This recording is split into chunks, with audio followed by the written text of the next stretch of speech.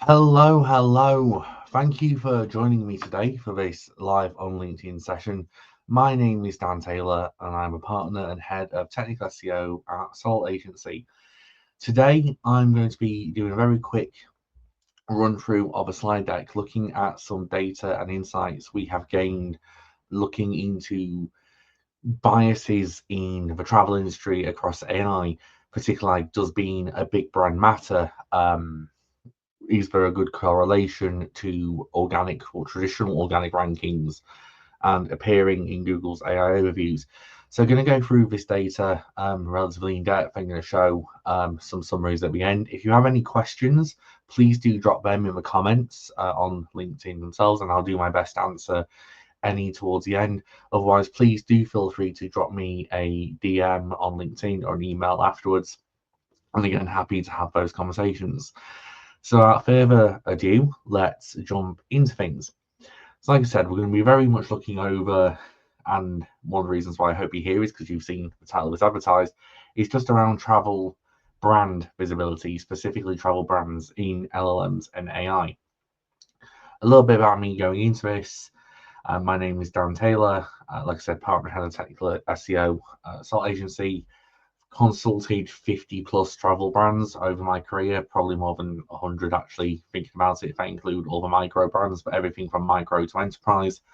I'm also a fellow of the Institute of Travel and Tourism, and I've presented at the Institute of Travel and Tourism conference in Qatar, as well as worked with the Hotel Marketers Association and the UK Independent Hotel Show alongside Visit England and Visit Britain.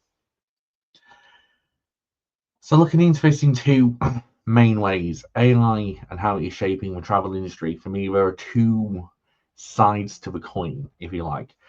There's two ways to look at this. There's the fact of use of LLMs and AI as a direct replacement, traditional discovery mechanisms. So these are people who are wholly taking that organic discovery journey away from Google, from Bing, from the traditional channels and mechanisms and replacing it solely with AI. And then those using LLMs and AI tools in conjunction with. So they may be using them for different stages of a journey, initiating different queries, initiating different, if you want to call it the classical funnel, they may start off at the top of funnel through an AI, go to Google, do more research, go back to a different AI. It depends on those platforms and which platforms your audience also over indexes on. Meta, for example, at the moment are working very hard to encourage people to use the llama models that they've built in to work harder for travel planning. They've been doing a lot of things offline, like on Good Morning America and across other out-of-home mechanisms as well, to kind of get that message across and normalize the use of AI as part of their general discovery and their mechanisms, really. So AI at the moment is exploding. There's probably a new tool every other week. This slide's probably already out of date showing this. DeepSeek was one of the latest ones. I know there's Manus, which has come out in the last couple of days, which I've written an article on as well. And even the likes of Meta working harder to get further ingrained into usability. I think they have something silly like half the world logged onto at least one Meta platform every month. And I know they're upgrading things like WhatsApp and Instagram to make the Meta user agent and the Meta AI interface more engaging, more prominent, and higher uptake. Grok have been, or X have been doing a lot with Grok as well. But ChatGPT is still very much the forerunner of these. I think it's like 400 million users a month, which is about the same level as what X is now. Gemini, also, so this is separate from AI overviews, but Gemini is about 330, and then it significantly drops down to the other still. So we can already start to see the impact that AI overviews are having. We're well into the adoption curve of AI tools now, and Google is well into the rollout of AI overviews across different markets across the world. And we can already see in Search Console that we're seeing click decreases and CTR decreases where AI overviews are present, and by proximity, we're also seeing increases. So at the moment, it is quite a mixed bag across different queries, different sets. So having that holistic view and pulling this using your Google Search Console data and overlapping with other data from third-party sources, such as things like Ahrefs and Noatoa, to actually gain a quantitative understanding of where you are in AI overviews at the moment and where your where your traditional SEO competitors are, but also the other sites which are being pulled through for queries at different stages of the funnel, different stages of that discovery user journey that you care about as well, because a lot of the studies I've done at the moment, it's quite often neutral websites and not actually brands or companies being pulled through. But that's a little bit of foreshadowing. So 3 correlations I wanted to test and kind of present some top level data here on are essentially, if I'm ranking well in Google, does this mean I'll appear in AI overviews? Does being a larger, I've classed it as a big travel brand, does being a known travel brand matter? Because I can remember as far back as working with travel brands 10 plus years ago, there's always been that notion that big brand matters, especially even more so in the travel space for a lot of terms. And then finally, do LLMs have a bias for some destinations than others? And this is going to more generic kind of travel queries, such as best places to visit in England, best cities for couples in Europe. Some destinations will be returned more than others. And understanding that bias can help you also understand, A, if your audience is actively on these LLMs and on these platforms, how much do I need to care about this? And B, how much is the AIOV returning data and returning the destinations I care for? Because it's okay because that could also impact demand. If you're a destination in Europe, for example, which isn't being featured as prominently as another one in those AIOV results for generic non-location specific queries, that will impact you as much as just not being there whatsoever. So it's understanding what that bias is and how big an ask it is to influence this, how it affects your content strategy, how it affects your content distribution strategy, how it really affects your moving forward for 2025 and beyond, really, as that travel brand. So let's tackle the first question. So if I'm ranking well in Google, does this mean I'll appear in AI overviews? So to test this quite succinctly, I've taken just under 110,000 keywords across the travel space, split those up into 3 main sections, or sorry, 5 main sections even. Your hotels, flights, family, adventure, and luxury. Uses a very good spread here. Some generic, some focused on things like Europe, some on Asia, but none mentioning any specific cities outside of a general geographic region. I've put the trend lines on this to try and make it a little bit easier to digest, to see the actual spread and depth of keywords that are appearing in AI overviews on their ranking positions. But what will probably make it easier is if I just do it as a bar chart. So from those 110,000 keywords analyzed, only 14% of cited URLs appeared in the top 20 positions of Google or traditional organic search results. Just under 69% actually appear in position 50 plus, and I've classed this as 33% ranked above position 90, with a good percentage of those ranking in what we would class as 100, so not ranking in the top 100 at all. That is quite a significant shift. Now, there is still a good 32% appearing below, and there is a very strong weighting towards page 1 still and position 1, but a good 70% are not in what we would class as traditional traffic driving positions. I think a lot, for me, I class a traffic driving position as probably position 20 and down, just because of how click-through rates tail off and will continue to tail off after that. The second criterion to test really is, does being a big travel brand matter? And again, the qualification for this is essentially big travel brand by not just like link profiles, but also by brand presence, known, like relative knownness in the market, kind of things like that. So to test this methodology, we wanted to test this across a number of different LLMs. So we took a good, I think, well, it was originally 20 handle, but it was about 35 in total, because we want to expand the set out, to track frequency of 20 of the larger travel and tour operators. So this is looking for things like G Adventures, Cost Saver, Intrepid, Cosmos, all for queries which are generic, non-brand specific again, but really are things which you'd imagine are relevant, They're probably the marquee keywords in their keyword clusters. It's things they would want to appear for on page one. So we ran this data across, chunked it all down, looked across Copilot, looked across SearchGPT, looked across Meta, and the data we actually found was quite interesting. So the macro trend is that only 20 to 25 queries, it's only 80% actually surfaced larger travel brands, and even then, they were only being surfaced in relatively small numbers. Out of the larger travel brands we looked at, and if anyone wants to see the full list, I can actually provide that. Just drop me a DM. But Tour Radar appeared most frequently, just under 9% of the time. By contrast, you likes of Trafalgar, G Adventures, Expedia, they were just over 2% visibility. You had a lot of things like Wikipedia, who had news outlets, who had a lot of these neutral, non-biased websites with a different beneficial purpose as an entity appearing in the AI overviews. Well, kind of to build on that, so both ChatGPT and Copilot returned a lot of the publications as well, but also a large number of smaller travel brands, which you wouldn't necessarily have heard of. And even in traditional ranking senses, they don't have anywhere near the same footprint on Google and Bing as what these larger brands do.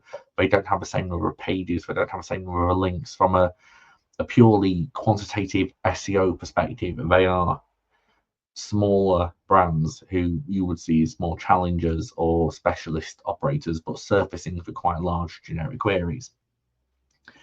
The other interesting thing we found in this data was, as the average monthly search volume for the queries we tested decreased, the frequency in which the big 25 travel companies we were testing for increased. So it was more like an inverse. So for the larger, higher search volume queries, the AI overviews were returning smaller, more boutique, more specialist tour and travel operators. But then for the much smaller, relatively smaller search volume keywords, AI overviews were starting to more frequently return those much bigger travel brands. Now you could say this is as the keyword search volume got less, the more focused the intent became from a query, more niche it became, and more like the people searching for a head going on that query stack, they'd stack the queries to get to that journey. Here is the big boys at the end of it. But for the really large ones, some of those were quite neutral as well. So one of the interesting ones for me on this is where it was about equals. That was the Africa Safari Tours, as you can see, is like the third one on the bottom from the left. That was a relatively strong search volume, but still brought through a lot of the high frequency. So I think there's an element of the more refined and more dominant the common interpretation of the query is, the more likely it is for that bigger travel brand to appear at that moment in time. But there is still good opportunity showing the data for smaller travel brands to work to feature and see this as an opportunity against the big brands. The third thing we wanted to kind of look at and go over was, do the LLMs show a destination bias? So the objective of this was to understand across ChatGPT, Google Gemini, Meta AI, and Perplexity for a large number of search terms. Again, these were like best couples holidays in Europe, best destinations in Asia, with just a few modifiers for a region perspective, but they were balanced out, as well as a number of generics as well to kind of not lead it down the garden path, not to kind of give it any indication of we want a certain destination. We also didn't go down the route of like hot beach, sun, anything like that. We wanted to really keep it as neutral as possible based on those elements. What we actually found from this was obviously the sample of the terms. And this is just a breakdown. We modified a certain percentage for different areas. We added in those different modifiers and what we tested across. This is just your methodology for setting aside. From those returned, destination-wise, Spain came out top with a relatively high frequency, and then it really halves down to Italy, Portugal. Then you are at kind of halfway with USA and Greece, even dropping as far down as Indonesia. In terms of the actual destinations themselves, Barcelona was extremely dominant. Algarve, Paris, Rome, relatively known destinations, I would say, in each region, and not any kind of surprise regions kind of coming up, no challenge regions or emerging destinations. Very well established, lots of coverage, lots of targeting. So this kind of goes with what you'd expect from that data set. Now, Spain, as you've seen, was the highest returned. It's the only destination across all the four LLMs to have the same consistency of return frequency. So across ChatGPT, Gemini, Meta, and Perplexity, Spain was the highest return destination. No other destination kind of came joint fifth, joint sixth, anything like that, or had that level of consistency, even within a tolerance degree. Breaking that down even further, what was more interesting was that Gemini and Meta had the closest similarity in the destinations and results being shown. Relatively the same number of frequencies, relatively the same number of destinations. They were very, very close. You could almost interchange one for the other in a very high percentage of situations. But ChatGPT and Perplexity were very far apart in terms of what one returned versus the other, both in terms of frequency and also breadth and depth. Perplexity brought up a number of destinations so ChatGPT didn't, and vice versa. So it was interesting to see that kind of different split across the LLMs. And again, going back to putting together that wider strategy and understanding how to accommodate LLMs in this, if you find your audience is gravitating towards Perplexity over ChatGPT, using ChatGPT as a guidance metric might not be the best thing based on this data set. This is something that I urge you to test and validate.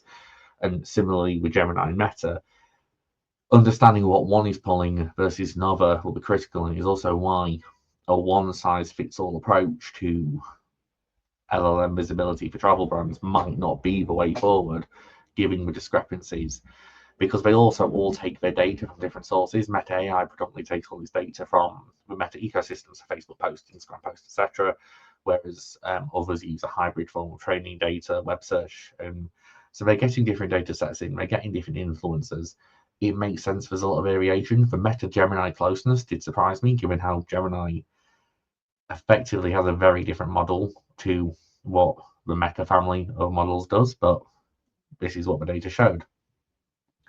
So kind of bringing back to a summary then and looking at kind of takeaways from this, breaking this down. So if I'm ranking well in Google, does this mean I'll appear in AI overviews? The data across just under 110,000 keywords suggests potentially not. There is a good weighting that if you are on page one or relatively close to page one, you have stand a chance. But a lot of the results being pulled through were from position 50 plus. So it's a wide open playing field and there's a lot of opportunity here. So it's not a guarantee. Does being a big travel brand matter? Again, the data potentially suggests not.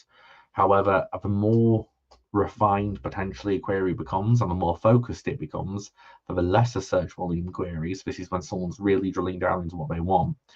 That is when the bigger travel brands started to appear more frequently.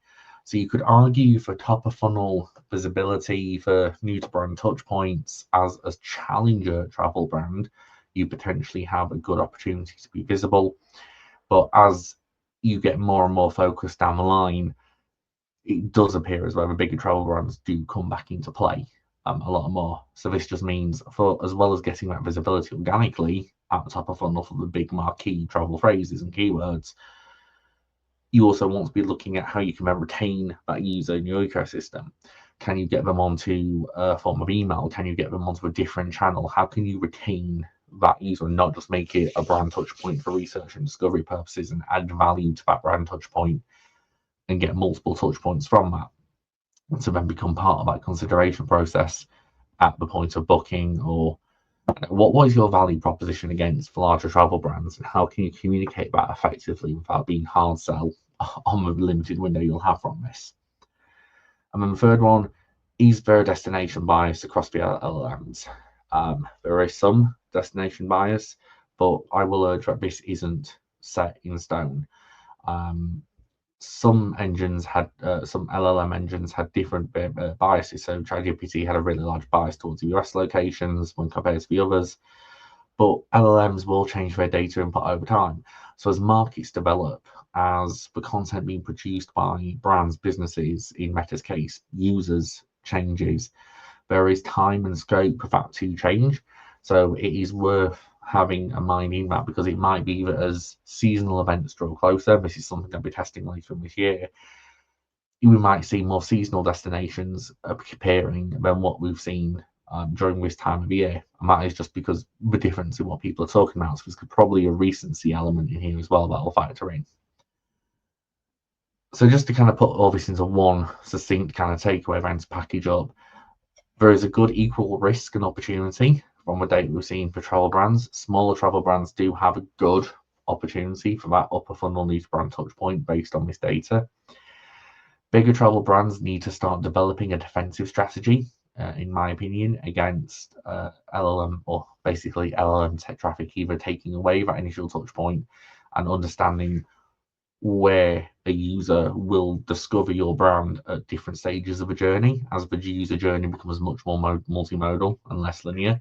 So this is going to be a reflection on your content architecture, different elements as well, and also bringing your content distribution and multi-channel. But from a data perspective as well, I also do believe SEO can still play a big role in LLM discovery. The technical side of things will always be there. There'll always be content. And ultimately, we process a lot of data to actually see these visibilities. Other channels may do similar as well, but from a data leverage perspective, we definitely have a new avenue of growth as an industry. Also, just before I close off, we put together a Looker Studio report that can help you identify your LLM traffic to your site currently and compare it to your classic LLM traffic. I know this is being used by a number of different travel brands at the moment who have already given access to. If you would like a copy of this, please do comment Travel AI on this event comment section below, and I'll drop it to you by DM. But that just leaves me with the last thing to say. Thank you very much for your time. If you're watching this live, thank you for taking time in your day to do so. If you're watching this on playback on LinkedIn or on YouTube, again, if you want on YouTube just to drop in the comments about Travel AI, I'll get in touch and send you across the LLM as well. But without further ado, thank you very much for watching.